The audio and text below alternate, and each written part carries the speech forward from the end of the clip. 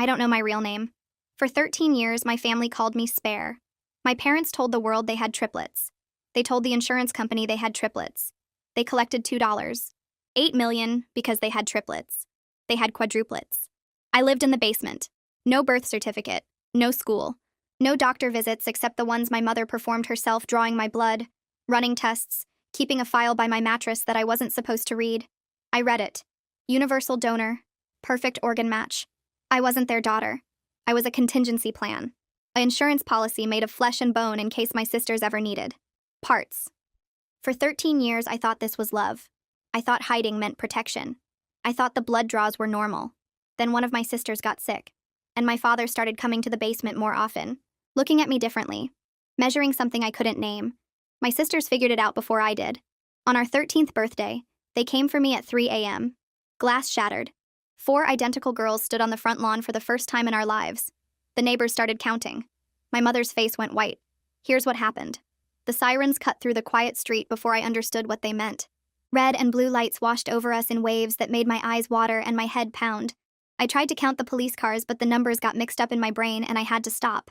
2 officers ran toward us across the grass while another one talked into a radio clipped to her shoulder. My legs wouldn't hold me up anymore, and I started to sink toward the ground, but my sisters caught me before I fell. They made a circle around me with their bodies pressed close together, and I could feel them shaking the same way I was shaking. One of the officers stopped a few feet away and held up both hands like he was trying to calm down a scared animal. He asked if we were hurt, and Melody said I was bleeding from the broken window. The officer looked at the cuts on my arms and legs and called for the paramedics who were getting equipment out of the ambulance that just pulled up. The flashing lights kept hurting my eyes in a way that made my stomach feel sick. I'd never seen lights this bright except on the monitors in the basement when my sisters watched movies, and even those didn't compare to this. Everything was too loud and too bright and too open, and I wanted to go back underground where it was dark and quiet, but I also never wanted to see that basement again. The paramedics tried to move my sisters away from me so they could check my injuries, but Melody's hand gripped mine so tight it hurt. She kept saying the same words over and over in a voice that got louder each time. That I was their sister. That I'd been in the basement their whole lives. That our parents kept me hidden. The paramedic with the medical bag looked confused and asked Melody what she meant about a basement. Melody pointed at the house and said, "I lived down there for 13 years with no windows and no door to the outside." The paramedic's face changed and she turned to look at her partner, and they had a conversation without words, just by looking at each other. The lead officer walked over and asked Melody to repeat what she just said. Melody told him everything while Katya and our other sister nodded and added details about the monitors and the medical equipment and how our parents said I didn't exist. The officer's jaw got tight and he pulled out his radio and said something about Child Protective Services and possible imprisonment of a minor. My mother stood in the front doorway in her bathrobe with her arms crossed over her chest. She didn't say anything or move or even look directly at us. My father came out behind her and started yelling about warrants and illegal entry and how the police had no right to be on his property.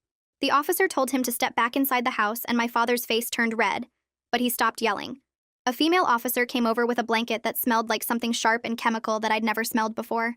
She wrapped it around my shoulders and it felt scratchy against my skin but also warm. She knelt down so her face was level with mine and asked me my name in a soft voice. I opened my mouth and the word came out automatically. Spare.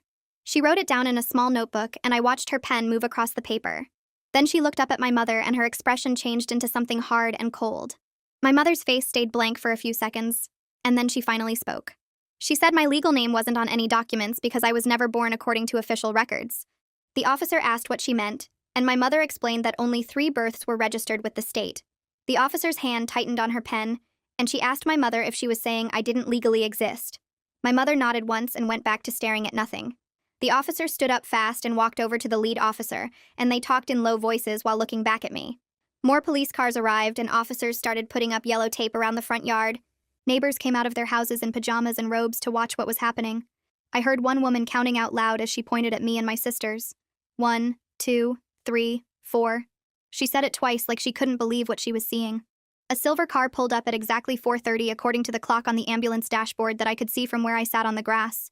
A woman got out carrying a large bag and a camera, and she walked straight toward us without stopping to talk to the police first. She showed her badge to the officer and said her name was Heather Moss from Child Protective Services. She looked at me and her face got very still and quiet like she was trying not to show what she was thinking. She asked the officer if anyone had documented my injuries yet, and the officer said the paramedics were waiting for permission to examine me. Heather said she needed to take photos first for evidence. She pulled out her camera and took pictures of my arms where the needle marks made lines up and down my skin. She took pictures of my legs that looked too thin and my skin that looked too white. She took pictures of my face and my hands and the cuts from the broken window glass. Each flash made me blink and turn away, but she kept taking more pictures. When she finished, she put the camera back in her bag and knelt down in front of me. She asked if I could stand up and walk a few steps. I tried to push myself up off the ground, but my legs felt like they were made of water. Melody helped me get to my feet, and I took one step forward and then another. On the third step, my knee gave out and I fell. Heather caught me before I hit the ground and called out that she needed an ambulance transport immediately. My father came back outside and said I was fine and just needed to rest, that there was no reason to take me anywhere. Heather turned to look at him and told him to go back inside his house, or she would have the police remove him. Her voice didn't get loud, but something about it made my father stop talking and go back through the door. The hospital was the brightest place I'd ever been in my life. The lights on the ceiling burned into my eyes and made colored spots dance across my vision. Machines beeped in different tones and rhythms that I couldn't predict or understand. People in scrubs and white coats touched my arms and shoulders and back while asking questions I didn't know how to answer. A nurse stuck a needle in my arm to start an IV, and I didn't even flinch because needles were normal and expected. She noticed that I didn't react and wrote something down on her clipboard. Another nurse asked me to rate my pain on a scale from 1 to 10, but I didn't understand what the numbers meant. How could pain be a number? She showed me a chart with faces ranging from smiling to crying and asked me to point to the one that matched how I felt. I pointed to the middle face because I didn't know if my pain was big or small compared to other people's pain. Someone brought in the medical file I'd grabbed from the basement before we escaped. I'd shoved it under my shirt and held onto it during the whole thing on the lawn. A nurse picked it up from where it fell on the floor and started reading through the pages. Her face went white like all the blood drained out of it. She called over a doctor and showed him something on one of the pages. The doctor read it and his mouth made a thin, straight line. He asked me where I got this file, and I told him it was by my mattress in the basement. He asked if my mother wrote it, and I said yes. He turned to a page near the back and read out loud the words, "Organ Harvest Timeline." The room got very quiet except for the beeping machines. The nurse put her hand over her mouth and left the room fast. The doctors ran tests that took hours and involved more needles and machines that made loud noises. They took blood from my arm and said they needed to check for vitamin deficiencies and anemia. They did an X-ray of my bones and said my muscle development was not normal for someone my age. A doctor with gray hair examined the needle marks on my arms and counted them out loud. 23 on the left arm, 19 on the right arm. He measured how far apart they were and took notes about their pattern and depth. He asked me how often my mother drew my blood, and I tried to remember, but the days in the basement all blurred together. Maybe once a week, maybe more. He wrote that down and moved on to examining my legs and back. Another doctor came in with papers that showed test results. She said I had severe vitamin D deficiency from never being in sunlight, that I was anemic from repeated blood draws, that my muscles had atrophy from not being used properly during the years when they should have been growing. She said the blood tests also showed evidence of tissue typing procedures that had no medical reason, except to check compatibility for organ donation. The gray-haired doctor nodded and added that the pattern of tests matched what someone would do if they were preparing a donor for harvest. He said the word harvest like it was something you did to corn or wheat, not people. The doctors talked to each other using medical words I only half understood from reading my file. They kept looking at me with expressions that made me feel like I was something broken that needed to be fixed. My sisters got taken to a different part of the hospital to be interviewed by a detective. I wanted to go with them, but the nurses said I needed to stay in the examination room for more tests. A man in a suit came in and introduced himself as Detective Jeremy Pike. He had a notebook like the officer from earlier, and a recording device that he set on the table between us. He asked if it was okay to record our conversation, and I said yes because I didn't know I could say no. He started with easy questions about my name and age, and then moved to harder ones about the basement. I told him about the mattress and the bucket and the monitors that showed me what my sisters were doing upstairs. I told him about the medical file and the blood draws and the tests my mother ran. I told him about watching my father come down the stairs more often after Katya got sick. How he looked at me different, like he was figuring out measurements or timing. Detective Pike wrote everything down, and his face stayed calm and professional, but his hand gripped the pen tighter as I talked. He asked if I understood what my parents were planning to do with me. I said yes. They were going to take my kidney for Katya because I was a perfect match.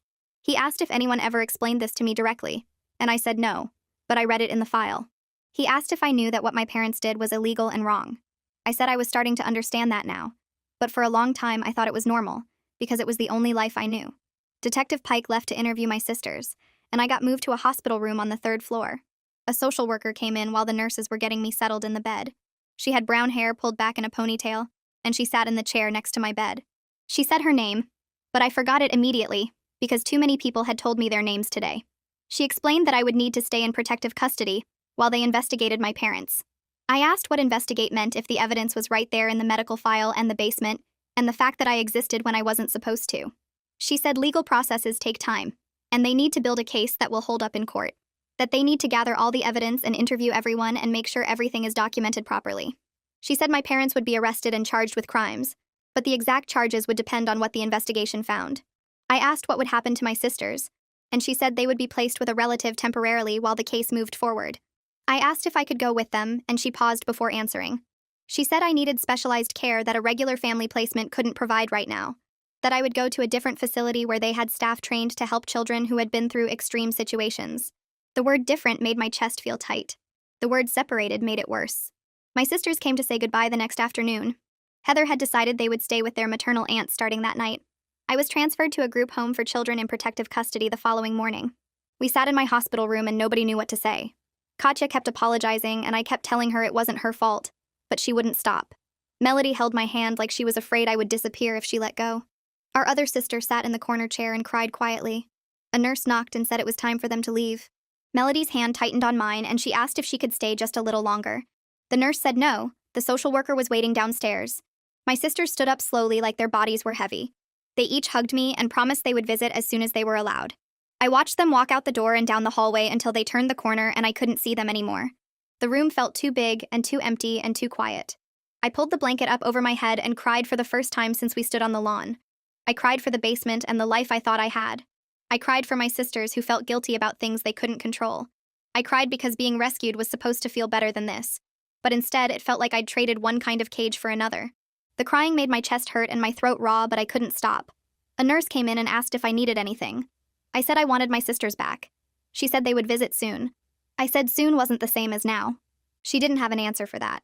The physical therapy room had windows that went from floor to ceiling, and the sunlight made me squint, even though it wasn't very bright outside.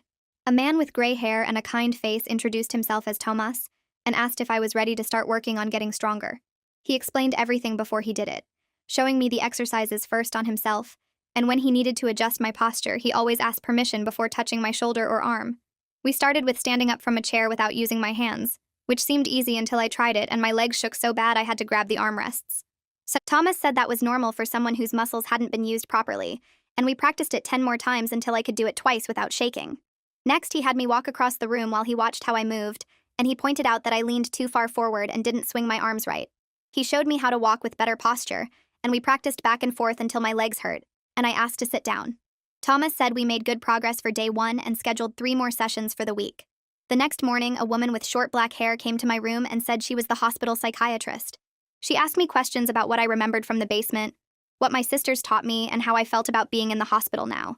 I told her about the books Melody brought me and how I learned to read from watching educational programs on the monitor, and her eyebrows went up when I used words like photosynthesis and democracy. She wrote notes on her tablet and said my vocabulary was better than most kids my age, but then she asked me what friendship meant, and I didn't have a good answer because I'd never had a friend besides my sisters. She asked me to describe different emotions, and I could name them from books, but couldn't always explain when someone would feel them in real life. She said we would work on social understanding and emotional processing, which sounded like more tests, but she promised it would help me understand people better. Detective Pike returned on my 3rd day with a recording device and a notebook. He set up the recorder on the table next to my bed and asked if I understood that he was going to record our conversation about what happened in the basement. I said yes, and he pressed the red button. He asked me to start from my earliest memories, and I told him about waking up on the mattress, about the bucket in the corner, about my mother coming down the stairs with her medical bag. I described the blood draws and how she would mark the date and time in the file, how she ran tests on the samples using equipment she kept on metal shelves. He asked about the monitors, and I explained how I could see my sisters in different rooms, how I learned their schedules and routines, how I knew when they were at the school, or eating dinner, or sleeping. Detective Pike's face stayed calm the whole time, but his hand gripped the pen tighter. When I talked about my father measuring me after Katya got sick, about how he would stand at the bottom of the stairs and stare at me like he was doing math in his head, the detective asked if anyone ever told me directly what they planned to do, and I said no, but the file made it clear enough. He thanked me for my statement and said it would help build the case against my parents. 2 days later, Heather came to tell me my parents had been arrested. She sat in the chair next to my bed and explained the charges, using simple words when the legal terms got too complicated. Insurance fraud because they lied about having triplets to get more money. Child endangerment because keeping me in the basement hurt my health and development. Unlawful imprisonment because I wasn't allowed to leave. Conspiracy to commit assault with intent to harvest organs because of what they plan to do with my kidney. The bail hearing happened fast, and the judge set the amount really high because my parents might try to run away, so they had to stay in jail while their lawyer prepared their defense. Heather said the trial would take months, and I would probably have to testify, which made my stomach hurt just thinking about it. After 7 days in the hospital, the doctors said I was healthy enough to leave. Heather drove me to a group home in a neighborhood with small houses and chain-link fences. Inside, there were 6 other kids ranging from maybe 8 years old to 16, and they all stopped what they were doing to stare at me when I walked in. A staff member named Rita showed me to a bedroom I would share with 2 other girls and explained the house rules about chores and meal times and quiet hours. The other kids kept staring at my pale skin and the way I jumped when someone dropped a book in the next room. At dinner, I sat at the table and didn't know which fork to use or how much food to take, and Rita had to show me quietly so the other kids wouldn't laugh. That night, I tried to take a shower but couldn't figure out how to adjust the temperature and ended up standing under cold water until Rita heard me crying and came to help. She was patient when I asked stupid questions about shampoo and soap and how long I was supposed to stay in there. Heather visited on Tuesday and Friday of my first week at the group home. She brought papers about the legal case and explained that the prosecutor was focusing on the insurance fraud because it was easier to prove than some of the other charges. I got angry and asked why they weren't focusing on what my parents did to me, on the 13 years in the basement and the plan to take my organs. Heather said the fraud was documented in bank records and insurance claims that couldn't be argued with, while abuse cases were harder because my parents could make up excuses, and it turned into my word against theirs. She promised my parents would still go to prison for a long time, even if the fraud charges were the main focus. I didn't like it, but I understood that legal stuff was complicated, and sometimes you had to be strategic about which crimes you could prove. My sisters got permission to visit me in week 3. A social worker brought them to the group home, and we sat in the common room with windows that actually opened and doors that weren't locked. Seeing them in a normal room with sunlight and furniture felt wrong somehow, like we were breaking a rule by being together outside the basement. We sat on the couch and nobody knew what to say at first. Melody asked if I was okay and I said yes, even though I wasn't sure what okay meant anymore. Katya apologized again for getting sick, and I told her again it wasn't her fault, but she kept crying anyway. Our other sister showed me a drawing she made in art class, and I pretended to understand what it meant. The social worker said we had an hour, and we spent most of it sitting in awkward silence because we'd never been sisters anywhere except in secret, and learning how to talk to each other with other people watching was harder than I expected. The next week, Melody brought her backpack full of schoolwork. She spread out textbooks and worksheets on the table and showed me what they were learning in 8th grade. Math problems with algebra and equations that looked nothing like the basic arithmetic she'd taught me. Science chapters about cells and ecosystems that went way deeper than the simple facts I'd memorized. History lessons about wars and governments that I'd never heard of because my knowledge came from whatever books my sisters could smuggle to the basement. Looking at their homework made me realize how much I'd missed even with their help.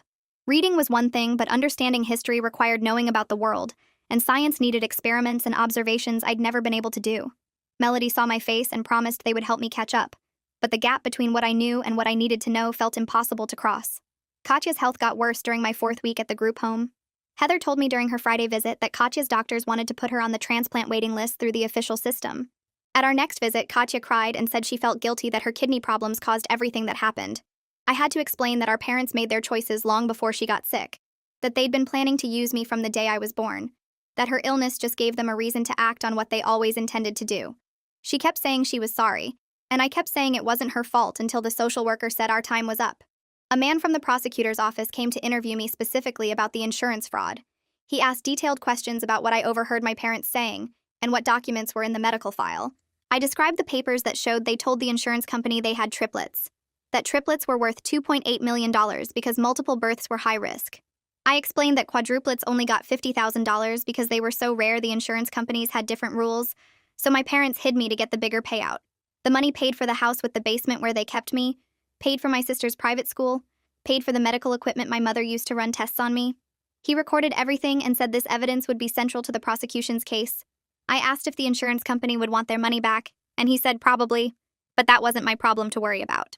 The prosecutor's investigator left me with a folder full of documents to review, asking me to mark anything that looked familiar from the basement. I spent 2 hours going through pages of insurance claims, bank statements, and medical supply orders, while Rita sat nearby doing paperwork of her own. My parents had documented everything, keeping receipts for syringes and blood collection tubes and tissue typing kits, and seeing the evidence of 13 years organized into neat columns of numbers made my stomach hurt in a different way than remembering the actual needle sticks did. Court documents became public 3 weeks after my parents' arrest. Heather called to warn me before it happened, explaining that reporters would start covering the case, and I might see news vans in the neighborhood. She promised to keep my face and real location private, but said the basic facts would spread quickly once journalists got access to the legal filings. The next morning, Rita showed me a newspaper headline that read, "Hidden Quadruplet Case Shocks Community," with a photo of my parents' house and a blurred image of 4 girls that must have been taken the night we escaped. The article described me as the 4th identical sister kept in a basement for insurance fraud purposes, and reading about my life in newspaper language felt surreal and wrong, even though every fact was true. By afternoon, the local news stations were running stories, and within 2 days, national outlets picked it up because apparently hiding a child for 13 years to commit fraud was interesting enough for cable news. Heather visited that evening to check on me and found me watching a legal expert on television discuss my case without knowing I was the actual person he was analyzing. He kept calling it unprecedented and complex, using words like exploitation and premeditation that I understood but wished I didn't have to apply to my own parents. My parents' lawyer filed motions during week 4 arguing that everything they did was protective, not harmful. Heather brought me copies of the legal documents because she thought I should know what lies they were telling, and I read my mother's sworn statement claiming I had a severe immune disorder that required isolation from other children and regular medical monitoring. The motion described the basement as a controlled environment necessary for my safety, and the blood draws as standard procedure for tracking my fabricated condition. I got angry reading it because my mother knew I could read her medical files, knew I'd seen the words universal donor and organ harvest timeline written in her own handwriting, and now she was pretending those documents meant something completely different. The prosecutor filed a response 2 days later, with expert testimony from 3 doctors who reviewed my actual medical records and found 0 evidence of any immune disorder or condition requiring isolation. They explained that tissue typing and compatibility testing had no therapeutic purpose and were only performed when preparing for organ transplantation, and their professional opinions destroyed my parents' protection argument in language even I could understand without Heather's help. Week 5 started with Heather telling me I was moving to a different placement. She sat in the common room and explained that the group home was good for short-term crisis care, but I needed more specialized support than the rotating staff could provide. Aisha Marshall ran a therapeutic foster home for kids with severe trauma backgrounds, and she had an opening in a house with only 2 other children instead of 6. I didn't want to move because I'd just started figuring out the group home routines, but Heather promised this change would help me feel safer, and Aisha knew how to work with kids who'd experienced things most people couldn't imagine. The move happened on Tuesday afternoon with everything I owned fitting into 2 garbage bags that Rita helped me pack. Aisha met us at her front door. A woman maybe 40 years old with kind eyes and a calm voice that didn't change volume even when I dropped one of my bags and spilled clothes across her porch. Her house had schedules posted on every wall showing meal times, quiet hours, and therapy appointments, and she walked me through each routine slowly while explaining that structure helped traumatized brains feel more secure. My room had a bed with a real frame instead of just a mattress on the floor, a window with curtains I could close, and a door that locked from the inside with a key she handed me without making me ask for it. Physical therapy continued at the hospital 3 times a week with Thomas driving me there himself instead of making me take a medical transport van. On Thursday, he celebrated when I walked up a full flight of stairs without stopping to rest, and the next week I stood for 10 minutes during an exercise without my legs shaking. My body was slowly building strength that should have developed naturally over 13 years of normal childhood activity, and Thomas explained each small victory like it mattered, even though I knew I was just catching up to where I should have been years ago. He measured my progress in charts and graphs that showed improvement in muscle tone and endurance, but he also warned me that some effects of the confinement would be permanent. My bone density was lower than normal for my age, my cardiovascular system hadn't developed properly from lack of activity, and I would probably always have limitations that my sisters didn't face. Hearing him say permanent made me angry at my parents in a new way, because even if I spent the rest of my life working to fix what they did, some damage couldn't be undone no matter how hard I tried. The preliminary hearing happened in month 2 on a cold morning when Aisha drove me to the courthouse in her reliable sedan. Heather met us at the entrance and walked me through security, explaining that this hearing was just to determine if there was enough evidence to proceed to trial and I wouldn't have to testify today. We sat in the gallery while the prosecutor presented documents and witness statements to the judge, and I tried to focus on the legal arguments instead of staring at my parents sitting at the defense table 15 feet away. My mother kept her eyes down the entire time, studying her hands like they contained answers to questions nobody was asking. But my father turned around twice to look directly at me with an expression I recognized from the basement. He was calculating something, measuring possibilities, doing math in his head about outcomes and consequences, and I realized he wasn't looking at me as his daughter, but as a problem he needed to solve.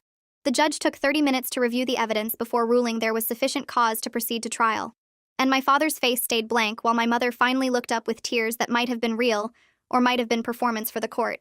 Heather started working on getting me legal documentation the week after the preliminary hearing because I couldn't access basic services without proof I existed. She explained the complicated process of establishing my identity when there was no birth certificate, no hospital records, no paper trail showing I was born at all. We needed court orders to create documentation from nothing, and that required multiple hearings where witnesses would testify about my existence, and DNA tests would prove my relationship to my sisters. The whole system was designed around the assumption that every person had documents from birth, and trying to insert myself into that system 13 years late created problems nobody knew how to solve efficiently. Heather filed petitions in family court requesting emergency documentation so I could eventually get a social security number, and she warned me this process would take months because bureaucracy moved slowly, even in unusual cases. My sisters visited more often now that I lived at Aisha's house instead of the chaotic group home. They came every Tuesday and Thursday afternoon, and we sat in the living room working on understanding how different our experiences had been despite living in the same house. Melody talked about birthday parties and school field trips and summer camps, while I tried not to feel jealous about the normal childhood she got to have. Katya described her friends and teachers and the drama club she joined, and I struggled with anger I didn't want to feel toward the only people who ever cared about me. They felt guilty for having normal lives while I was hidden in the basement, and I resented them for that normalcy, even though I knew my parents' choices weren't their fault. Aisha sat with us during these visits, helping us navigate the complicated feelings that came with being sisters who barely knew each other, despite sharing identical DNA and 13 years in the same building. A family court judge made a preliminary ruling about permanent placement during week 7. Heather explained the decision before we went to court so I wouldn't be surprised, but hearing it officially still hurt in ways I didn't expect. My sisters could be placed with their maternal aunt who wanted to adopt them and give them stability after everything that happened, but I needed to remain in specialized foster care because my trauma and developmental delays required support their aunt couldn't provide. The separation made sense logically because Aisha had training and experience their aunt didn't have, but it felt like another punishment for being the one who was kept in the basement. I started having nightmares about being left behind again, about my sisters moving on with their normal lives while I stayed trapped in systems designed for broken kids. Aisha found me crying at 3 a.m. after one of these dreams and sat with me until sunrise, explaining that needing extra support didn't mean I was less important or less loved than my sisters. Educational testing happened over 3 days in week 8 with specialists who asked me to read passages, solve math problems, and answer questions about history and science. The results showed I was reading at 10th grade level thanks to all the books my sisters smuggled to the basement.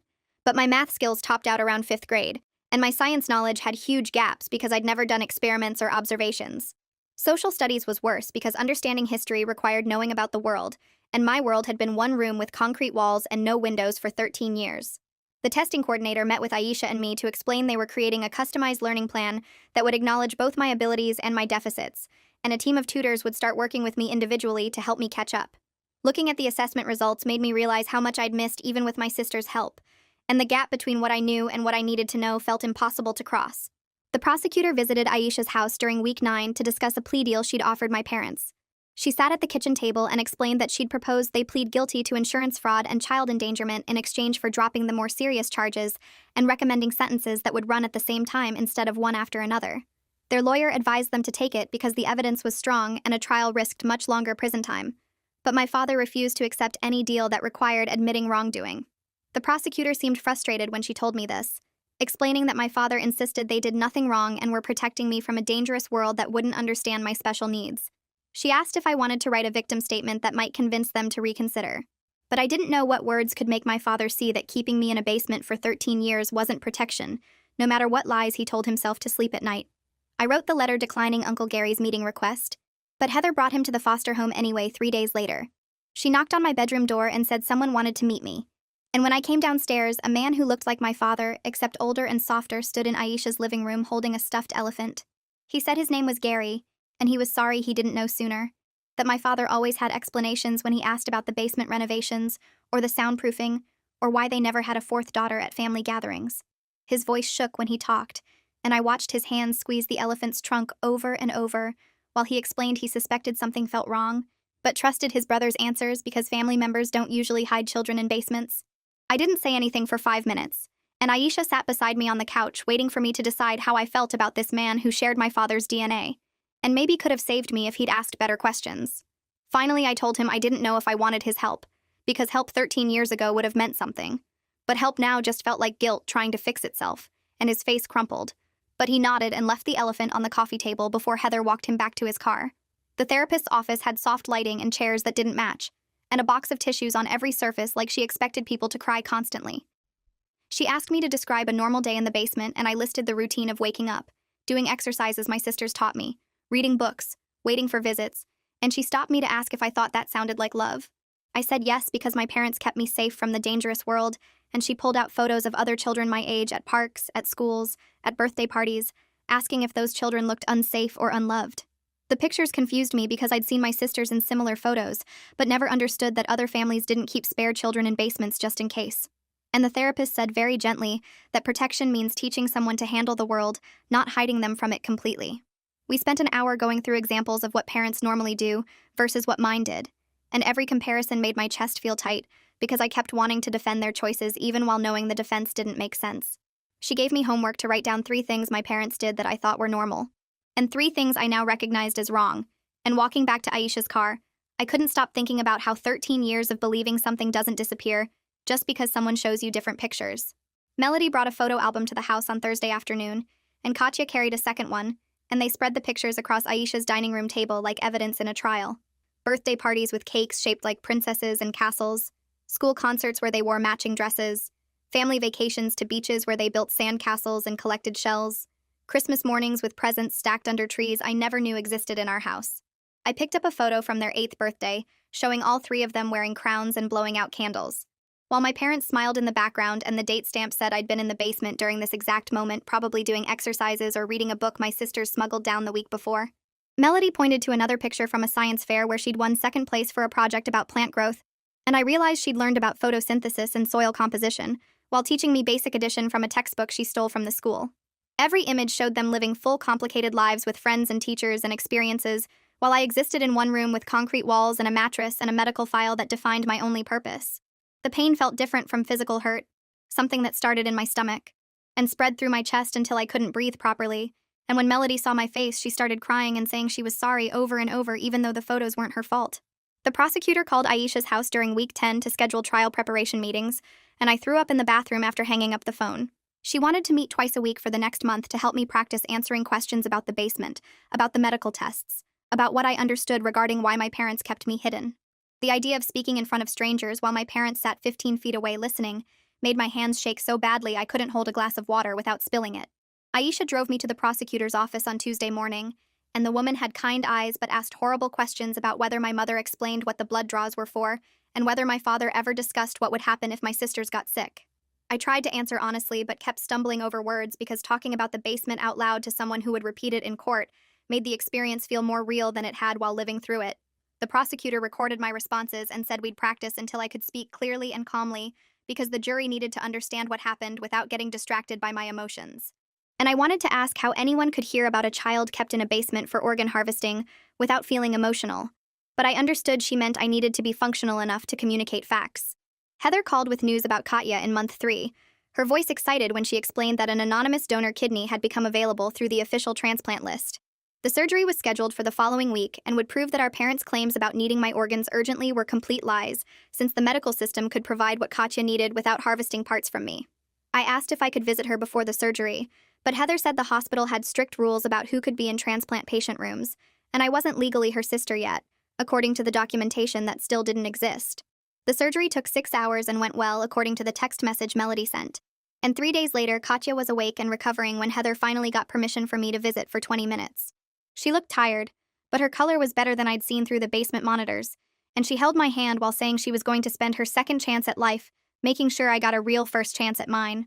I didn't know what a first chance looked like for someone who'd already lived 13 years, but her determination made me think maybe it wasn't too late to figure out who I could become when I wasn't just spare parts waiting to be used. The pre-trial hearing happened in month 4, and I sat in the gallery with Heather while lawyers argued about whether the medical file I'd grabbed during the escape could be used as evidence. My parents' lawyer stood up and claimed I'd obtained the file illegally by taking it without permission when we broke the basement window, arguing that stolen evidence shouldn't be allowed in court even if it documented crimes. The prosecutor responded by saying I had a fundamental right to documentation about my own body and medical procedures performed on me without consent, and taking my own medical records couldn't be theft when I was the patient those records described. The judge listened to both arguments, then ruled the file was admissible because children have rights to information about their own healthcare, regardless of how they obtain that information. And the small victory felt important even though I didn't completely understand the legal reasoning behind distinguishing between stealing evidence and reclaiming personal documentation. My father's lawyer looked angry when the judge made the ruling, and my mother stared at her hands the entire time like she could find answers in the lines on her palms. Aisha started teaching me to cook simple meals during week 11, standing beside me in the kitchen while I learned to boil pasta and heat sauce from a jar. She showed me how to crack eggs without getting shells in the bowl, how to measure ingredients using cups and spoons, how to tell when meat was cooked through by checking its color and texture. Every task felt complicated because I'd never used a stove or handled knives or opened a refrigerator to choose my own food, and twice I burned myself on hot pans because I didn't understand how long metal stayed hot after you turned off the burner. Laundry was worse because the machines had so many buttons and settings, and I couldn't figure out why you needed different temperatures for different clothes, or what fabric softener actually softened. Aisha never acted frustrated when I asked basic questions about why towels and shirts couldn't wash together, or how much detergent to use. And her patience helped me trust that not all adults would punish me for not knowing things I should have learned gradually over 13 years. She taught me about personal hygiene routines like brushing teeth twice daily, and washing hair every few days, and changing clothes regularly, explaining these weren't just rules but ways to take care of myself that everyone learned as children.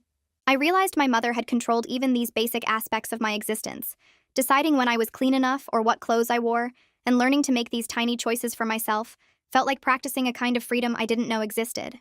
The trial started in month 5 on a Monday morning when Aisha drove me to the courthouse, and Heather met us at the security entrance. The courtroom had wood paneling and uncomfortable benches, and too many people sitting in rows watching like this was entertainment instead of my life being examined in public. I sat behind the prosecutor's table where she said I'd be safe and visible to the jury. And my parents entered through a side door wearing clothes that made them look normal and respectable, instead of like people who kept a child in a basement for 13 years. The prosecutor stood up and began presenting evidence, showing the jury photos of the basement with its bare mattress and concrete walls and small barred window, displaying the medical file with its documentation of blood draws and tissue typing and organ compatibility testing. She called expert witnesses who testified about the psychological harm caused by prolonged isolation and the physical effects of confinement on developing bodies. And every piece of evidence felt like watching my life translated into legal language that somehow made it sound both more and less terrible than living through it actually was. My parents showed no emotion during the testimony, sitting still and expressionless like they were watching a boring movie instead of listening to experts describe the damage they'd caused their own daughter. My sisters testified on day 3, and I watched them walk to the witness stand one at a time to answer questions about discovering me during hide and seek when we were 5 years old. Melody described finding the basement door unlocked and seeing me for the first time, how she'd been confused about why there was another girl who looked exactly like her and Katya, and our other sister living in a room with no toys or windows. She explained the secret visits that started after that day, how they'd sneak down whenever our parents left the house or were distracted, bringing food and books and teaching me everything they learned in the school. Katya testified about the fear that grew when she got sick and started hearing our parents discuss her kidney problems in medical terms that sounded like planning instead of worrying, how she'd realized they were waiting for her condition to get bad enough to justify using me as a donor. The prosecutor asked specific questions about whether our parents knew the sisters were visiting me and both Melody, and Katya said yes, that our mother had caught them in the basement multiple times, but only warned them to be quiet and not tell anyone about the 4th sister who didn't officially exist. The neighbors testified on day 4 about never seeing a 4th child at our house, despite living next door for 8 years. One woman described asking my mother about the basement renovations and soundproofing, being told it was for a home theater and music room that would let my father pursue his hobby without disturbing anyone. Another neighbor talked about the night he saw 4 identical girls on the front lawn and called 911 because he'd counted 3 daughters for years, and suddenly there were 4, and something was clearly very wrong. A man who lived across the street admitted he'd heard strange sounds sometimes coming from our house, thuds, and scraping noises that happened at odd hours, but he'd trusted my parents' explanations about storage and home improvement projects because people don't generally assume their neighbors are imprisoning children in basements. The prosecutor asked each neighbor if my parents had ever mentioned having quadruplets instead of triplets, and they all said no, that the story was always 3 daughters who were triplets, and any questions about family size were met with confusion or irritation that suggested the topic was intrusive. The medical expert testified on day 5. A woman with gray hair pulled back tight who spoke in clear, simple terms about what she'd found in my records. She explained how tissue typing worked, how you tested to see if one person's organs would match another person's body, and she said the tests my mother performed had no other reason except to prepare for taking my organs. The courtroom got quiet when she described the blood draws, showing the jury photos of needle marks on arms that looked like mine, explaining how often my mother took blood, and why that frequency wasn't normal for any medical condition, except checking compatibility over and over. She talked about the timeline documented in the file, how the testing increased when my sisters turned 10, then again at 11, and especially after one of them got sick, and her voice stayed calm, but her words made several jurors shift in their seats. The prosecutor asked what would have happened if my sisters hadn't broken the window that night, and the expert paused before saying that based on the progression of tests and the notes about surgical preparation, she believed organ harvesting would have occurred within weeks. My father's lawyer objected, claiming that was speculation, but the judge allowed it because the expert explained her reasoning using the actual documentation my mother kept. The defense tried asking if the tests could have been for monitoring my health, and the expert said no, that healthy children don't need tissue typing and compatibility screening unless someone is planning to use their organs for transplant. She added that the specific tests performed, the frequency, and the detailed notes about matches all pointed to preparation, not protection.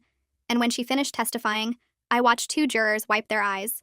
Day 6 started with the prosecutor telling me it was time for my testimony, and my hands shook while Aisha helped me pick out clothes that looked normal, and not like someone who'd lived in a basement.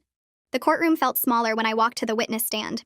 Every person watching me moved past my parents who sat still as stones at the defense table. The bailiff asked me to swear to tell the truth, and my voice came out quieter than I wanted when I said I would.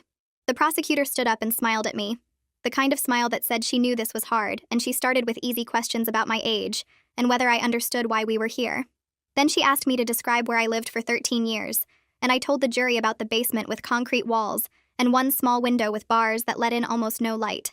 I described the mattress on the floor, the medical supplies my mother kept in plastic bins, the monitors that showed me what my sisters were doing upstairs, and the file that sat beside my mattress with papers about my blood type and tissue matches.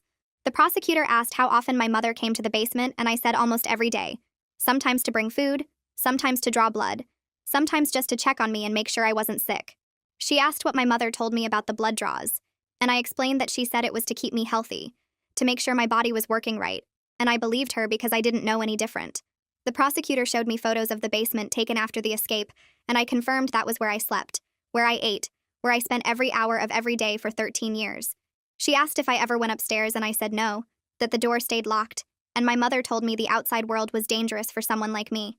The whole time I answered questions, my father stared at me from the defense table, his eyes following every movement, and I forced myself to keep talking even though his stare made my stomach hurt. The prosecutor asked about the medical file, what it said, what I understood it to mean, and I told the jury about reading the words universal donor and perfect organ match, and not understanding at first, but eventually realizing those words meant my body was kept ready in case my sisters needed parts. Several jurors looked angry when I said that, their faces getting tight, and one woman in the back row shook her head slowly. My parents' lawyer stood up for cross-examination, and he started by asking if I felt safe in the basement, his tone suggesting he already knew the answer he wanted. I said no, and he looked surprised, like that wasn't what he expected. He asked why not, if I had food and shelter and medical care, and I told him that safety isn't being locked in a dark room with no name and no purpose except spare parts. I said safety means having choices, knowing people care about you as a person, not just as backup organs, and my voice got stronger as I talked because I'd practiced these ideas with my therapist. The lawyer tried again, asking if my parents ever hurt me physically, and I said the blood draws hurt, the isolation hurt, the knowledge that I only existed as insurance hurt, and hurt doesn't have to mean hitting to be real. He asked if I understood my parents were trying to protect me from a serious immune disorder, and I said no one ever told me I had an immune disorder, that the only papers I saw talked about organ compatibility, not sickness. The prosecutor objected when the defense lawyer kept pushing about protection, and the judge sustained it, telling him to move on. He asked if I loved my parents, and I said I thought I did for a long time, because I didn't know love was supposed to include freedom and identity, and being treated like a whole person instead of spare parts. When he finished, I walked back to my seat behind the prosecutor's table, and Heather squeezed my hand. The prosecution spent day 7 presenting financial records, spreading papers across a table, while an accountant explained what each document showed. The insurance payout came first, a check for $2.8 million written when my parents reported triplet births with complications, and the accountant traced how that money moved through bank accounts and purchases. She showed the jury records of the house purchased 6 months after we were born, a house with a basement that my parents immediately renovated with soundproofing and reinforced locks. She displayed receipts for medical equipment, examination tables, testing supplies, all bought with the insurance money, and all kept in the basement where no one could see. The private school tuition for my 3 sisters cost thousands every year, paid from the same accounts that held the insurance money, and the accountant noted that no educational expenses existed for a 4th child. The prosecutor asked if the spending pattern suggested planning, and the accountant said yes, that someone had calculated exactly how to use the insurance money to maintain a hidden child while giving the visible children every advantage. My parents' lawyer objected, saying spending choices weren't proof of criminal intent, but the prosecutor showed more records, including purchases made right after my sister got sick. medical supplies that matched what would be needed for organ harvesting.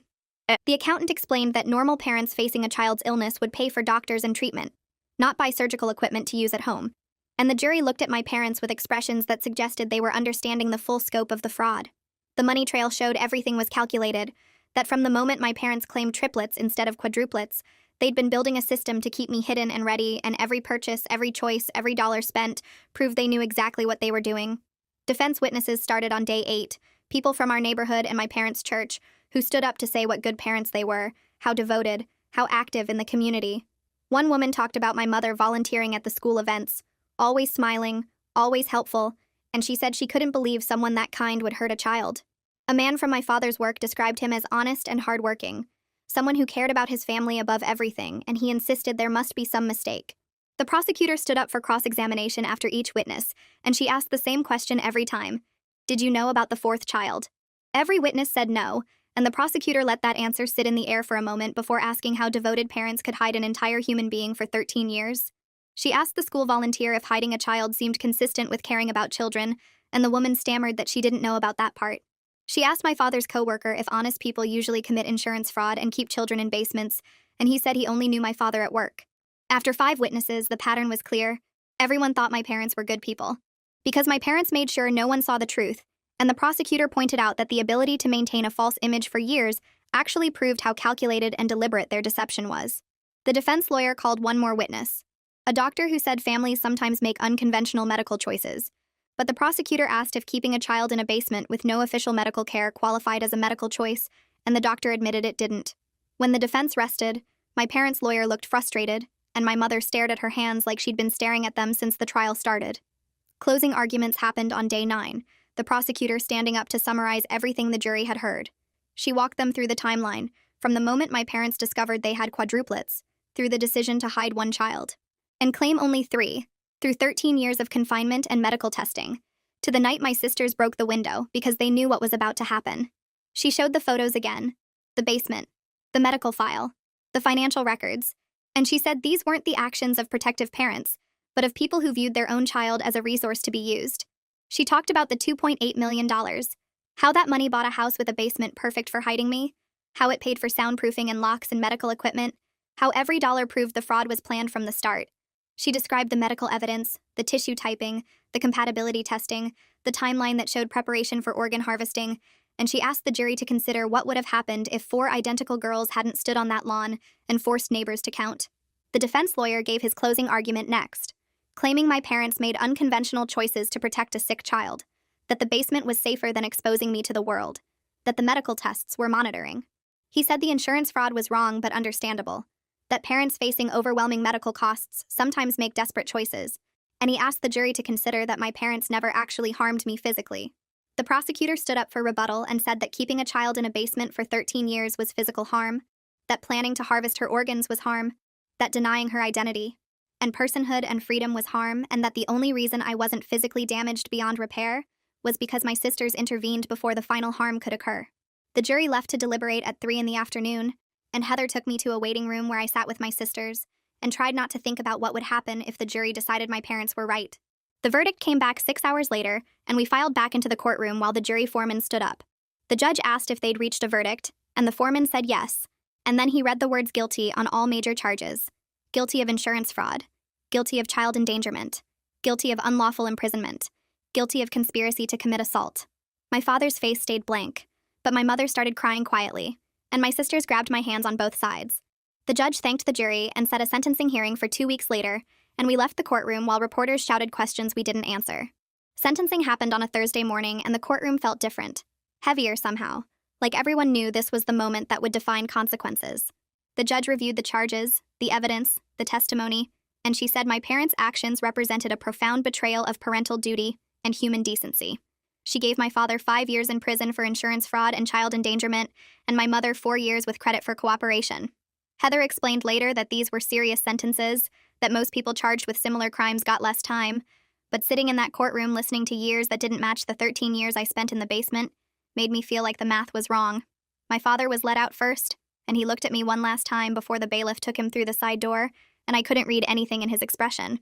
My mother cried harder when they took her away, and part of me wanted to feel something. sadness or relief or anger, but mostly I felt empty. Family court happened the next week in a different building with a different judge who reviewed custody arrangements. My sisters were formally placed with their aunt who'd been taking care of them since the escape, and the judge signed papers making the adoption official.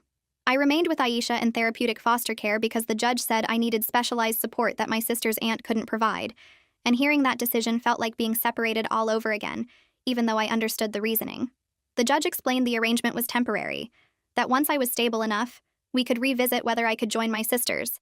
But temporary felt like another word for uncertain. My sisters cried when the judge made the ruling, and their aunt promised they could visit as often as allowed. But leaving the courthouse separately hurt more than I expected. The restitution hearing came 2 days after custody was decided, and the judge ordered my parents to pay for all my medical costs, therapy expenses, and educational support going forward. The amount was huge, over $200,000. And Heather told me actually getting the money would be almost impossible since my parents had no assets left after legal fees. She said what mattered was the official acknowledgement that they owed me, that the court recognized their responsibility to pay for the damage they caused. And I tried to feel satisfied with symbolic justice, even though symbolic didn't pay for the therapy I needed 3 times a week. Aisha brought home name books during my second week back at her house after all the court proceedings finished, setting them on the kitchen table while I ate breakfast. She said I could take my time, that choosing a name was important and shouldn't be rushed, and I opened the first book to pages full of options I'd never considered. Every name felt wrong at first, too normal or too strange, and I kept second-guessing whether I liked something or just thought I should like it. Aisha suggested making a list of names that felt right, then narrowing down over time, and I wrote 10 names on paper before crossing out 9, because I couldn't trust my own choices after years of having no choices at all. I spent the next week sitting at Aisha's kitchen table with tutors who brought workbooks and practice tests, trying to fill 13 years of missing education into a brain that learned everything from textbooks my sisters smuggled down to the basement. The reading tutor smiled when I finished comprehension passages faster than she expected, telling me I was working at 10th grade level already. But the math tutor frowned at my scratch paper covered in wrong answers because I never learned multiplication tables or how fractions worked. Science was worse because the tutor kept talking about experiments and labs and hands-on learning I never experienced, asking me to explain concepts about chemistry, and physics that made no sense when all I knew came from words on pages without seeing how anything actually worked. I sat through 3-hour sessions twice a week, my head hurting from trying to understand percentages, and decimals and algebraic equations that felt like a foreign language, and the tutors kept saying I was making good progress, but I could see the concern in their faces when they marked another page of wrong answers. Aisha brought me snacks during study sessions and told me learning takes time, that nobody expected me to catch up overnight, but I wanted to catch up fast because being behind felt like another way my parents damaged me. The GED program loomed in my future like a test I wasn't ready for, and every wrong answer on practice worksheets reminded me how far I still had to go. My sister started coming every Saturday afternoon, and we sat in Aisha's living room trying to figure out how to be together without crisis or secrets driving our interactions. Melody brought movies she thought I might like, romantic comedies and superhero films I'd never seen, and we watched them on the couch while eating popcorn Katya made in the microwave. They talked about their school during commercial breaks, complaining about teachers who assigned too much homework and friends who caused drama over stupid things, and I listened trying to understand what normal teenage problems looked like. We cooked dinner together sometimes, following recipes from a cookbook Eliza found, and they showed me how to chop vegetables and measure ingredients, and use the stove without burning things. The conversation felt awkward at first because we kept avoiding topics that led back to the basement, but slowly we found safe subjects like music and books and what kinds of pizza toppings were best. I was learning what sisterhood meant outside of secret visits and whispered lessons, discovering that being family involved ordinary moments like arguing over what movie to watch or laughing when someone burned the garlic bread. They never mentioned our parents during these visits, and I appreciated that we could exist together without the weight of what happened pressing down on every word. Uncle Gary started showing up at physical therapy appointments, driving me to the clinic twice a week and waiting in the lobby while Thomas worked on my muscle development. He brought books each time, science fiction novels and fantasy series he said were his favorites growing up, and he'd talk about the plots during the drive home like we were just uncle and niece having normal conversations. He apologized constantly those first few visits, saying he should have known something was wrong, that he visited the house for holidays and birthdays, and never thought to question why he only saw 3 girls. I didn't know how to respond to his apologies because part of me was angry he didn't notice, and part of me understood that my parents were good at hiding things. He took me out for ice cream after therapy one day, and told me stories about my father as a kid, before he became the person who locked me in a basement, and I wasn't sure if knowing my father used to be different made things better or worse. I appreciated having family who wanted to be part of my life now, but I couldn't fully forgive Uncle Gary for the years he didn't see me, and that complicated feeling sat between us during every car ride. 6 months after the night my sisters broke the window, I sat with Aisha looking through baby name books trying to choose something that felt right. Every name I read felt too normal or too strange, like putting on clothes that didn't fit, and I kept closing the books frustrated because I couldn't trust my own preferences after years of being called spare. Aisha suggested names that meant strength or freedom, but those felt too obvious, like trying too hard to rewrite what happened. I found Iris on page 43 of the third book, reading that it meant rainbow and hope, and something about that combination felt true in a way other names didn't. Aisha helped me fill out legal paperwork to petition the court for a name change, and we submitted forms that would make me a real person with documentation proving I existed. The wait for the court order took 3 weeks, and I checked the mail every day like the papers might somehow get lost. When the envelope finally arrived with official documents stating my legal identity as Iris Cannon, I cried holding the papers because my name was printed on government forms that recognized me as an actual human being with rights. Aisha hugged me while I sobbed, and I realized I was crying not just about having a name, but about finally existing in a way that couldn't be erased. Physical therapy sessions dropped from 3 times a week to twice a week, as my strength improved enough that Thomas said I didn't need constant monitoring. He measured my muscle development during each appointment, using calipers and charts to track my progress, and he showed me graphs demonstrating how my legs and arms were building mass that approached normal ranges for my age. I could walk up and down stairs without getting winded now, and I could stand for 20 minutes without my legs shaking, and these small victories felt enormous after years of barely being able to support my own weight. Thomas explained I would always have some limitations from the confinement, that my bones didn't develop quite right, and my cardiovascular system would never be as strong as it should be, but he said I was doing better than he expected when we started. He taught me exercises to do at home to maintain my progress, and he celebrated when I completed a full set of squats without assistance. The clinic started feeling less like a place where I was broken, and more like a place where I was building something new. Heather came to Aisha's house one evening to talk about long-term plans, and the 3 of us sat at the kitchen table discussing my future, like I was someone who got to have a future. Heather explained the therapeutic foster home was always meant to be temporary, that once I was stable enough, we could explore other living arrangements that might work better. She mentioned the possibility of me moving in with my sisters and their aunt when I turned 15, creating a transition plan that acknowledged my need for family connection while keeping therapy and support systems in place. Aisha said she would stay involved even after I moved out, that we could do weekly check-ins, and she would always be available if I needed help. The conversation felt strange because I was simultaneously excited about living with my sisters and terrified about leaving the safety of Aisha's house where everything was structured and predictable. We made a timeline that gave me 8 more months before the transition, and Heather said we would do trial overnight visits to make sure the arrangement would work. I signed papers agreeing to the plan, and my signature on the forms felt like another step toward being a person who made decisions about her own life. The alternative school was smaller than I expected, just 1 building with maybe 50 students total, and the principal explained they specialized in teenagers who needed different educational approaches. My first day terrified me because I'd never been around other kids my age, except my sisters, and I kept thinking everyone would stare at me or ask questions I didn't know how to answer. The teachers introduced me to the class without mentioning why I was there, and the other students barely looked up from their work, because apparently new kids showed up all the time. I sat at a desk near the back and tried to focus on the reading assignment, while my hands shook and the girl next to me asked to borrow a pencil like I was just another student instead of someone who lived in a basement for 13 years. Nobody treated me like I was strange or broken, because everyone there had their own challenges, their own reasons for needing a school that understood trauma and difference. The teachers used different methods than regular schools, lots of one-on-one instruction and flexible pacing, and they never pushed me to share more than I was ready to share. I left that first day exhausted but also relieved because maybe I could exist around other people without my past defining every interaction. My sisters and I started going to family therapy together once a week, sitting in a room with a therapist who specialized in sibling relationships affected by trauma. The first session was awkward silence until the therapist asked us to talk about what we wanted from each other, and Melody started crying, saying she felt guilty for having a normal childhood while I suffered. Katya admitted she resented that I blamed them sometimes, even though she knew it wasn't their fault, and Eliza said she was angry at our parents, but also angry at herself for not doing more sooner. I told them I loved them, and also felt resentful that they got to be people while I was just spare parts, and saying that out loud made me feel terrible but also honest.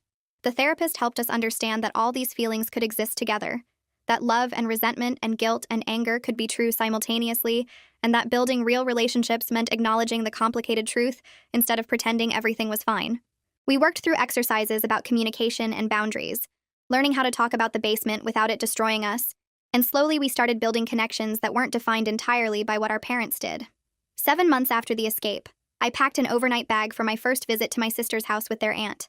The drive there made my stomach hurt because I kept imagining all the ways the visit could go wrong, all the reasons I might panic or fail at being a normal person in a normal house.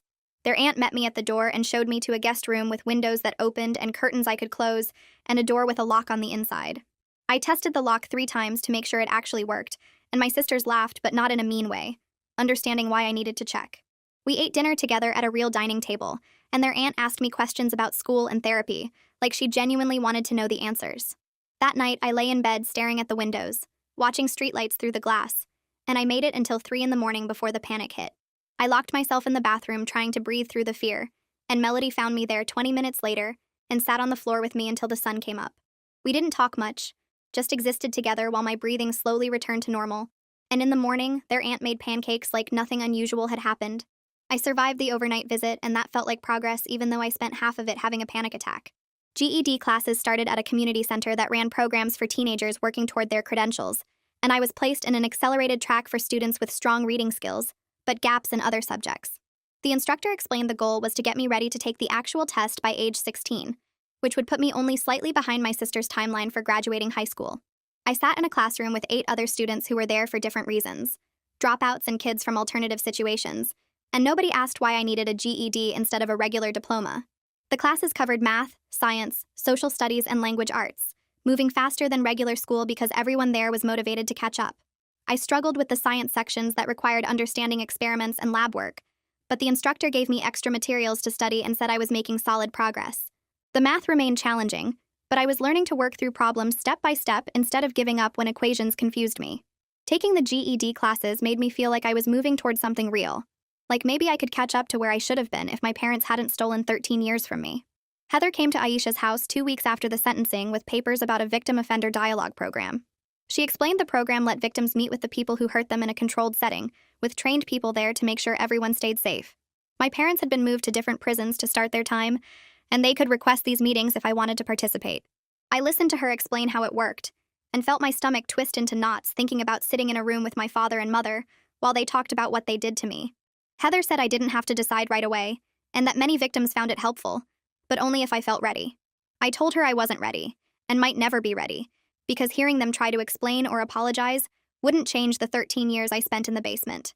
She nodded and put the papers back in her folder and said the option would stay available if I changed my mind later. After she left, I sat on Aisha's couch feeling relieved that I could say no to something and have adults respect that choice. Gary picked me up 3 days later to take me to the bank. He had all the documents we needed, including my birth certificate that the court finally issued, and my social security card that arrived in the mail the week before. Walking into the bank felt strange because I'd never been inside one, and didn't understand how money worked beyond the basic concept of exchange. Gary talked to someone at a desk who asked me questions about my address and my name and whether I had any money to put in the account. I pulled out $17 in cash from my pocket, money I'd earned doing small jobs around Aisha's house like organizing the garage and pulling weeds from the garden. The bank person counted it and typed things into a computer and then gave me a card with my name printed on it. Gary explained I could use the card to take money out or check my balance and that the $17 was mine to spend however I wanted. Holding that card with my name on it made me feel powerful in a way I didn't expect, because it meant I owned something and had control over it. We went to get ice cream after, and I used my card for the first time to pay for my own cone, and watching the transaction go through felt like proof I was becoming a real person who existed in the world. The alternative school planned a small party when I passed my first official test. The reading test had questions about understanding passages and finding main ideas and making connections between different texts. I finished it in 40 minutes and scored at 11th grade level, which my teacher said was really good, considering I'd only been in formal education for a few months. She asked if my sisters could come to the celebration, and I said yes, even though having them at the school made me nervous. The party happened during lunch period with cake and juice boxes and about 15 students from my classes. My sisters arrived with their aunt, and Melody brought me a card she'd picked out herself. The front said, "Proud of you," with a picture of a mountain climber reaching a summit, and inside she'd written a note about how hard I'd worked and how far I'd come. Reading her words made tears start, and I couldn't stop them from falling even though I felt embarrassed crying in front of everyone. Katya hugged me and said happy tears were good tears, and that I should be proud of myself for catching up so fast. Eliza took pictures on her phone and promised to print them, so I could keep them in my room. The other students clapped when my teacher announced my score, and several of them came over to say congratulations, like passing a test was a normal thing worth celebrating. I ate cake and talked to my sisters about their classes, and felt something close to normal for the first time since the escape. 8 months after everything happened, Heather called a meeting at Aisha's house to talk about my future. She brought papers about the transition plan we'd been discussing for weeks, and laid them out on the kitchen table. The plan said I would move in with my sisters and their aunt when I turned 15 in 1 month. Aisha would stay involved as a support person doing weekly check-ins and being available if I needed help with anything. My therapy would continue with the same person, but the sessions would happen at my sister's house instead of at Aisha's. There were backup plans written out for what would happen if living with my sisters didn't work, including the option to return to Aisha's or find a different placement. Everyone agreed the plan was worth trying because family connection mattered, and my sisters wanted me with them. I signed papers giving permission for the transition, and Aisha signed papers agreeing to stay involved, and my sister's aunt signed papers accepting responsibility for my care. Heather explained the timeline and said we'd do practice visits before the actual move to make sure I felt comfortable. Looking at all those signatures on official documents made the plan feel real, and I felt excited and scared at the same time about leaving the safety of Aisha's house where everything was structured and predictable. I decided to write a victim impact statement after my therapist suggested it might help me process what happened. The statement would go into my parents' prison records and be part of their permanent files even though they wouldn't necessarily read it. I sat at Aisha's kitchen table with blank paper and a pen and tried to find words for what it felt like to discover I wasn't loved as a daughter. I wrote about reading the medical file and understanding that my existence was only valued as spare parts for my sisters. I described the basement and the blood draws and the years of thinking that hiding meant protection. I wrote about watching my sisters on monitors and wanting to be part of their world, but knowing I never could be. The words came slowly at first, and then faster as I let myself remember and feel everything I'd been pushing down. Writing the truth about what they did to me felt like taking back my story from them and making it mine instead of theirs. When I finished 3 pages of writing, my hand hurt and my face was wet from crying, but I also felt lighter somehow. I gave the statement to Heather and she said she'd make sure it got added to the official records and that what I wrote was powerful and important. Family therapy reached a turning point when we all finally said what we'd been avoiding. The therapist asked us to talk about what healing meant and whether we thought we could ever be a normal family. Melody said healing didn't mean forgetting what happened or pretending the damage wasn't real. Katya agreed and said we needed to stop acting like everything was fine when it wasn't fine, and might never be completely fine. Eliza admitted she felt angry at our parents, but also angry at herself for not doing more sooner even though she was just a kid. I told them I loved them, and also felt resentful sometimes that they got to be people while I was just spare parts, and that both feelings existed together. The therapist helped us understand that we were sisters who loved each other, and also people who were harmed by the same people in different ways. She said both things could be true at the same time, and that real relationships meant accepting the complicated truth instead of pretending. We worked through exercises about talking honestly and setting boundaries and learning how to be family without ignoring what our parents did to all of us. By the end of the session, we all felt exhausted, but also closer because we'd finally stopped pretending. My 15th birthday happened 9 months after the escape, and my sisters planned a real party. They decorated their aunt's living room with streamers and balloons and invited 4 friends from my alternative school. There was a cake with my chosen name written in frosting and presents wrapped in bright paper. Everyone sang happy birthday while I stood there feeling overwhelmed by how different this was from every other birthday I'd had. Before the escape birthdays meant another year of captivity marked by my mother taking extra blood samples and my father measuring my height and weight. This birthday meant being celebrated as a person who mattered beyond my medical usefulness. My sisters gave me books and clothes and a journal for writing. My school friends gave me gift cards and candy and a stuffed animal that one of them said reminded her of me. We ate cake and played games and took pictures, and I felt joy that seemed fragile but real. When everyone left and I helped clean up, I told my sisters this was the best birthday I'd ever had, and Melody said it was just the first of many good ones to come. The move happened 2 weeks after my birthday on a Saturday morning. Gary drove me, and all my belongings fit in 3 boxes and 2 bags. My sisters had prepared a room for me with windows that had curtains I could close, and a door with a lock on the inside that only I had the key for. The closet had clothes I'd picked out myself during shopping trips with Aisha, and the dresser had space for everything I owned. My sisters helped me unpack and arrange things how I wanted them, and their aunt made lunch for everyone. That first night, I lay in bed staring at the windows and watching streetlights through the glass. Everything felt different from Aisha's house, and I couldn't sleep because my brain kept telling me something was wrong, even though nothing was actually wrong. At 3 in the morning, the panic hit hard, and I locked myself in the bathroom trying to breathe through the fear. Melody must have heard me because she knocked softly and asked if I was okay. I opened the door and she came in and sat on the floor with me until the sun came up. We didn't talk much, but she held my hand and matched her breathing to mine until I calmed down. In the morning, their aunt made pancakes like nothing unusual had happened, and I realized that living with people who understood my panic made it less scary somehow. GED preparation became part of the daily routine with tutors coming to the house 3 times a week. The goal was for me to take the actual test in 6 months, which would put me only slightly behind my sister's timeline for graduating high school. My sisters helped me study while managing their own homework, and we created a schedule where we all worked together at the dining table. Melody helped with reading and writing assignments. Katya explained science concepts using examples from everyday life.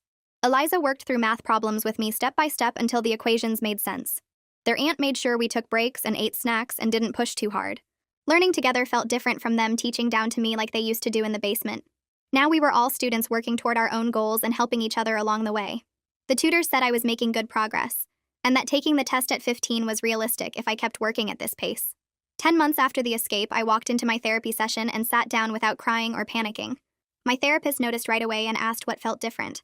I told her I didn't know exactly, but that coming to therapy didn't feel as hard anymore. We talked about my progress over the past months and my goals for the future and what I wanted my life to look like. She asked about my sense of self and whether I still saw myself mainly as a victim. I thought about it and said I was starting to see myself as a person who had been hurt, but was also building something new. She wrote notes and said I was developing real hope about my life, which was a big change from our early sessions when I couldn't imagine a future at all. We discussed my relationships with my sisters and how living together was going, and what I wanted to work on next in therapy. When the session ended, I walked out feeling calm instead of drained, and realized that healing was actually happening even though I couldn't always see it day to day. Gary picked us up on Saturday morning in his old truck that barely fit 4 identical teenagers. We drove 20 minutes to the Natural History Museum while he asked about school and our week and normal uncle questions that still felt strange because I'd only known him for 10 months. The museum had wide steps leading up to glass doors and people everywhere moving in groups and families. Melody grabbed my hand when we walked inside, and I felt my breathing speed up from all the noise and movement and open space. A woman at the ticket counter stared at us while Gary paid, and I watched her eyes move from face to face, counting and recounting like she couldn't believe what she was seeing. We walked through the dinosaur exhibit first, and people kept turning to look at the 4 of us standing in a row reading about fossils and extinction events. A little kid pointed and asked his mom why there were 4 of the same girl, and she shushed him but kept staring too. Katya made a joke about being clones, and Eliza laughed, and I realized people were staring because we were interesting now instead of evidence. Nobody here knew about the basement or the trial or what our parents did. They just saw 4 identical girls being sisters at a museum on a Saturday. We spent 2 hours looking at exhibits and eating lunch in the cafeteria and taking a group photo that Gary insisted on. Walking back to the truck, I felt tired but good, and I thought about how being a quadruplet used to mean I was the hidden one, but now it meant I belonged to something visible. The community college prep program started 3 weeks later with classes twice a week at the local campus. I sat in a classroom with 12 other students working toward their GED, and the teacher explained the spring test schedule and requirements. My sisters helped me study every night at the kitchen table in the house we all shared now with their aunt, who gave us space and structure and normal family dinners. No basement, no secrets, no medical files by anyone's bed. Just 4 sisters doing homework and arguing about whose turn it was to do dishes and planning what we'd study the next day. I picked the name Iris because it meant hope, and I needed to believe in that even when the nightmares came or the panic attacks hit, or I remembered what it felt like to read those words about being spare parts. Melody still woke me up sometimes when I was crying in my sleep, and Katya made sure I ate when anxiety killed my appetite, and Eliza reminded me to breathe when everything felt too big. They fought to get me out, and now they were fighting to help me build something. The GED test was scheduled for April, and passing meant I'd be only 1 year behind them graduating high school. The trauma didn't disappear when I chose my name or moved into a real bedroom or started going to classes, but I was building a life now where I got to choose what happened next, and that mattered more than I knew how to explain.